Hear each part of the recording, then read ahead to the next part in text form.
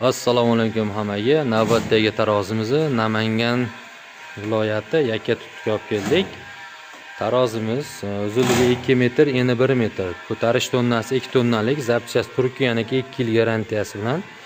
Bizning manzil Namangan viloyati Pop tumani. Tarozimizning narxi $520 chiqadi. Mana Hoji akaga olib kelib berganmiz. Hoji akadan bir og'iz nimalarni so'rab olamiz. Assalomu alaykum aka, yaxshimisiz? Alaykum assalom, yaxshimisiz? Rahmat. Tarozi bo'yicha Taroziga biz Instagramda ko'plarni ko'rdik, lekin mana shu bizga ma'qul kelganligi uchun shuni oldik. Hamma tomonlama yaxshi, mustahkam, chiroyli.